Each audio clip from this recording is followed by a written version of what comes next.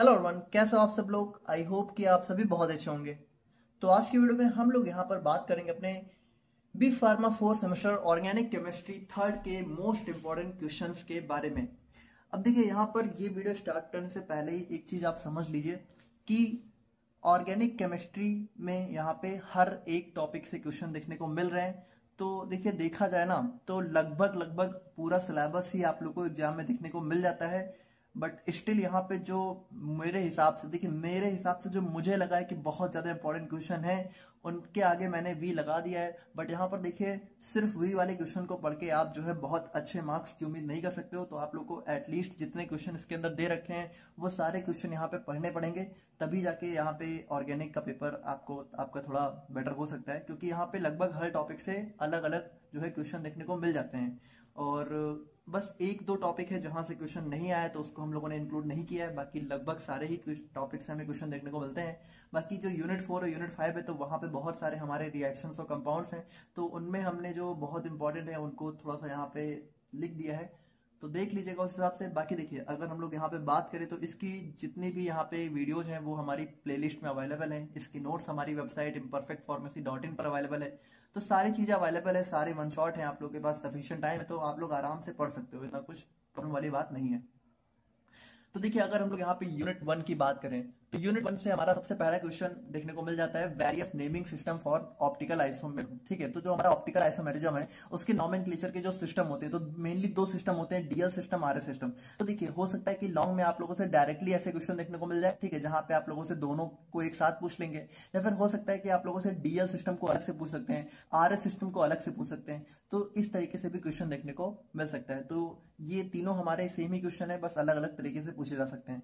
बाकी second question हमारा आता है right a note on racemic modification and resolution of racemic mixture. ठीक है, तो ये क्वेश्चन भी हमारा बहुत इंपॉर्टेंट है, कई बार देखने को मिला है। और इसी क्वेश्चन को आप लोगों से भी पूछ सकते हैं, what is racemic mixture, how it is differ from optically active compound. ठीक है, तो ये ऑप्टिकली एक्टिव से कैसे डिफर होता है वो सारी चीजें आप लोग एक्सप्लेन कर देना। भाई ये हमारा ऑप्टिकली एक्टिव ऑप्टिकली एक्टिव होता है, आपको पता होना चाहिए।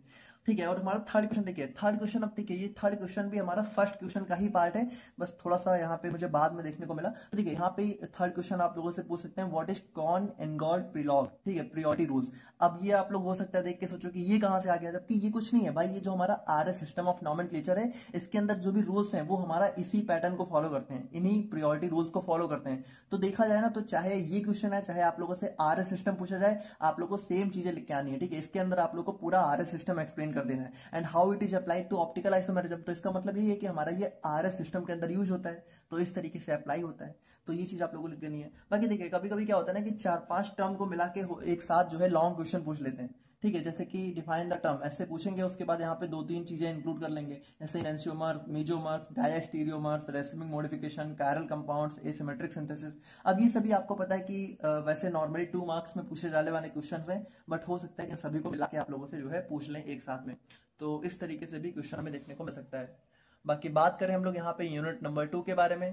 यूनिट 2 में देखिए, यूनिट 2 में भी हमारा ज्योमेट्रिकल आइसोमेरिज्म के जो भी नेमिंग सिस्टम होते हैं, इजेड नॉमेनक्लेचर, ठीक है, हमारा सिस ट्रांस, तो ये सारी चीजें हमें देखने मिल जाती हैं। तो हो सकता है उसमें भी आप लोगों से अलग अलग पूछें या फिर डायरेक्टली ऐसे पूछ सकते हैं, describe various naming system for geometrical isomerism. अब उसके बाद देखिए एक और क्वेश्चन हमारा बहुत इंपॉर्टेंट, यहाँ पर देखिए 4 के 4 क्वेश्चन हमारे बहुत इंपॉर्टेंट है स्टार्टिंग के। ठीक है, सबके आगे रिविजन है, इन चारों को आप लोग को पढ़ना पड़ेगा।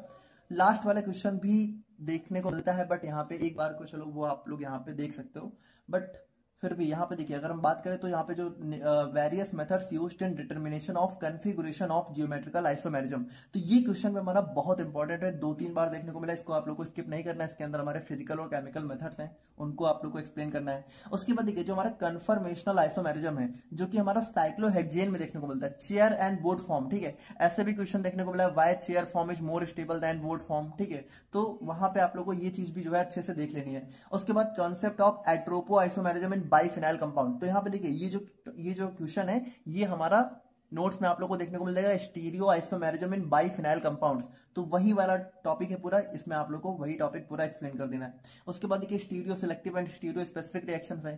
तो देखिए, देखा जाए ना तो उतना कुछ टिपिकल है भी नहीं, आप लोग चाहो तो सब कुछ पढ़ भी सकते हो, इतना कुछ खास है नहीं, वन शॉट है, सबकी 1-1 घंटे की वीडियोज हैं, ज्यादा ज्यादा तो है भी नहीं, 5 घंटे में आपकी ऑर्गेनिक केमिस्ट्री खत्म हो जाएगी। अब यूनिट 3 की बात करें तो देखिए यूनिट 3 में मेनली हमारे 3 कंपाउंड दे रखे हैं, पैराल, फ्यूरैन एंड थियोफिन। और ये तीनों भाई, इन तीनों को तो बिल्कुल आप छोड़ के मत जाना, क्योंकि ये तीनों तो बहुत इंपॉर्टेंट है, जिसमें आप लोग को इन तीनों के सिंथेसिस, रिएक्शंस और मेडिसिनल यूजेज को एक्सप्लेन करना है।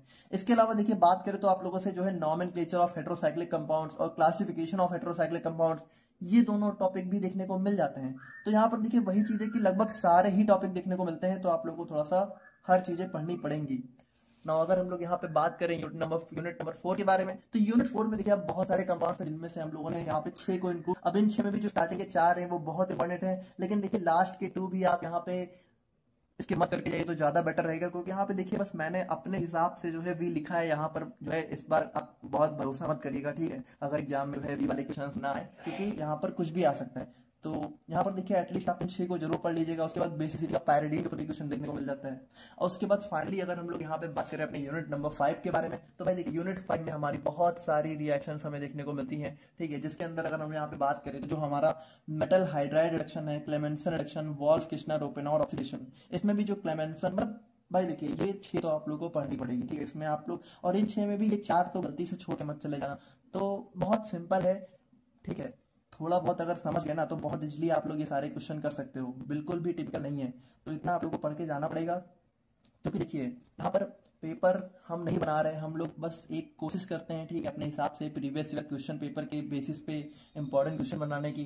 बाकी आपको भी पता है कि पेपर कोई और सेट कर रहा है, तो उसका क्या मूड है तो वो मुझे नहीं पता। तो कई बार बहुत ही थोड़ा सा डिफरेंट टाइप के क्वेश्चन देखने को मिल जाते हैं, जैसे कि जो लास्ट पेपर आया था वो बहुत अनएक्सपेक्टेड था, ठीक है। आप लोगों ने अगर एग्जाम प्रीवियस ईयर पेपर देखा हो तो आई होप ऐसा पेपर ना आए तो ज़्यादा बेटर रहेगा, बट एटलीस्ट आप